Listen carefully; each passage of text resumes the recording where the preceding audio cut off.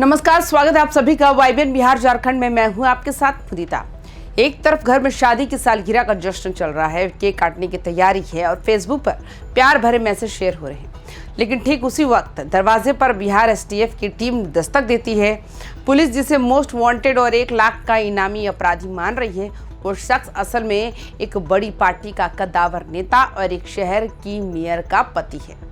लेकिन कहानी में ट्विस्ट यहाँ नहीं है। असली धमाका तो तब होता है जब पुलिस उसे गिरफ्तार करके ले जाती है और महज कुछ ही घंटों के अंदर उसी 1 लाख के इनामी को सलाम ठोक कर छोड़ना पड़ता है। आखिर पुलिस की इतनी बड़ी टीम से कहाँ चूक हुई? क्या ये गिरफ्तारी सिर्फ एक बदले की कार्रवाई थी या फिर कानून के पन्नों में कोई ऐसा पेच फंसा था जिसे एसटीएफ देख नहीं पाई? आज बात करेंगे मोतिहारी के बाहुबली देवा गुप्ता की, उस रात की जिसने बिहार की राजनीति और पुलिस महकमे में भूचाल ला दिया। मामला पटना के पौष इलाके पाटलिपुत्र का है। राधिका अपार्टमेंट के फ्लैट नंबर 301 और 303 में खुशियों का माहौल था। मोतिहारी के कुख्यात और आरजेडी नेता देवा गुप्ता अपनी पत्नी, जो कि मोतिहारी की मेयर है, उनके साथ अपनी एनिवर्सरी मना रहे थे। गिरफ्तारी से ठीक 8 घंटे पहले देवा ने फेसबुक पर एक फोटो डाली और लिखा कि तुम सिर्फ पत्नी नहीं, मेरा गर्व और सम्मान हो। लेकिन उन्हें क्या पता था कि एसटीएफ की टीम बाहर जाल बिछाए खड़ी है। गुप्त सूचना मिलते ही पुलिस ने रेड मारी और देवा गुप्ता को दबोच लिया। अब आप सोचिए, जिस पर हत्या, लूट और रंगदारी जैसे 28 संगीन मुकदमे हो और जो मोतिहारी पुलिस की टॉप 100 हिट लिस्ट में नंबर 1 पर हो, उसका पकड़ा जाना पुलिस के लिए किसी बड़ी जीत से कम नहीं था। चश्मदीदों की माने तो उस रात राधिका अपार्टमेंट के बाहर का नजारा किसी फिल्म की शूटिंग जैसा था। सादे लिबास में एसटीएफ के जवान, हाथ में अत्याधुनिक हथियार और चेहरे पर वो शक्ति। फ्लैट नंबर 301 और 303 को चारों तरफ से घेर लिया गया। जब पुलिस ने दरवाजा खटखटाया तो अंदर केक कटने की तैयारी थी। एनिवर्सरी के गाने बज रहे थे। देवा गुप्ता को अंदाजा भी नहीं था कि मोतिहारी पुलिस का इनामी जाल पटना में उनके बेडरूम तक पहुंच जाएगा। अपार्टमेंट के दूसरे लोग सहम गए थे। पुलिस ने देवा को फोन तक छूने का मौका नहीं दिया। ये गिरफ्तारी इतनी बिजली की रफ्तार से हुई कि देवा के समर्थकों को खबर तक नहीं लगी। लेकिन क्या पुलिस को उस पीले लिफाफे का अंदाजा था जो देवा के वकील लेकर आने वाले थे? लेकिन दोस्तों, यही से शुरू होता है असली कानूनी दंगल।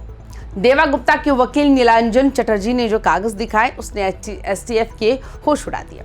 दरअसल पटना हाईकोर्ट ने दिसंबर 2025 में ही देवा गुप्ता की गिरफ्तारी और किसी भी तरह की जबरदस्ती वाली कार्रवाई पर स्टे लगा रखा था। जैसे ही देवा गुप्ता को थाने ले जाया गया, वहां वकीलों की फौज पहुंच गई।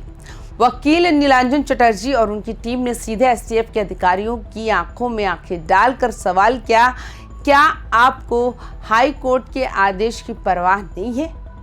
वकीलों का सीधा आरोप था कि पुलिस ने जानबूझकर होली की छुट्टियों का इंतजार किया ताकि कोर्ट बंद हो जाए और देवा को रिमांड पर लिया जा सके। उन्होंने इसे पुलिसिया गुंडागर्दी करार दिया। थाने के अंदर घंटों तक हाई वोल्टेज ड्रामा चला।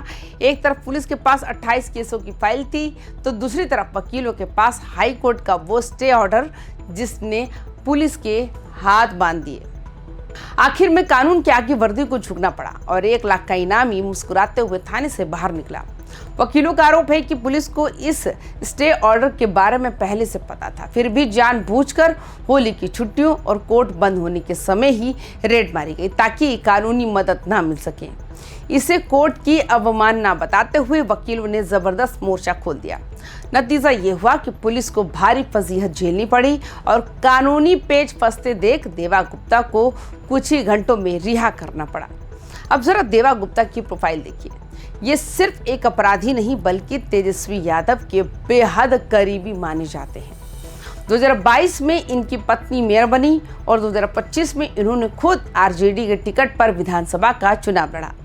मेयर प्रीति कुमारी का कहना है कि उनके पति को बेवजह परेशान किया जा रहा है क्योंकि उनके खिलाफ ज्यादातर केसों में या तो बेल मिल चुकी है या फिर कोर्ट का स्टे है।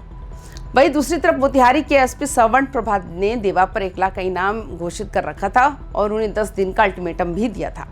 लेकिन पुलिस की डेडलाइन खत्म होने से पहले ही देवा गुप्ता को कानूनी ढाल मिल गई। अब जरा सोचिए, मोतिहारी के एसपी श्रवण प्रभात की हालत क्या होगी। उन्होंने देवा गुप्ता को टॉप 100 अपराधियों की लिस्ट में सबसे ऊपर रखा था। उन पर मर्डर, डकैती और जमीन कब्जाने जैसे इतने संगीन आरोप है कि पूरे चंपारण में उनके नाम की दहशत है।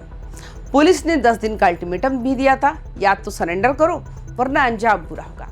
लेकिन देवा गुप्ता ने सरेंडर करने के बजाय लीगल सरेंडर का रास्ता चुना। अब सवाल ये उठता है, अगर 1 लाख का इनामी ऐसे ही कानून की गलियों से बच निकलता रहेगा तो आम जनता की सुरक्षा का क्या होगा? क्या ये पुलिस की खुफिया विफलता नहीं है कि उन्हें हाई कोर्ट के आदेश का पता ही नहीं था? तो दोस्तों, क्या आपको लगता है कि पुलिस ने जल्दबाजी में ये कदम उठाया था, या फिर रसूखदारों लोगों के लिए कानून के दरवाजे अलग तरह से खुलते हैं? एक तरफ 28 केस और 1 लाख का इनाम और दूसरी तरफ हाई कोर्ट का स्टे। इस पूरे मामले पर आपकी क्या राय है? कमेंट बॉक्स में हमें जरूर बताएं। क्या बिहार में वाकई सुशासन का राज है, या फिर फाइलों के खेल में अपराधी बच निकलते हैं? वीडियो को लाइक करें, शेयर करें और बिहार की हर छोटी बड़ी सियासी हलचल के लिए हमारे चैनल YBN बिहार झारखंड को अभी सब्सक्राइब करें। नमस्कार।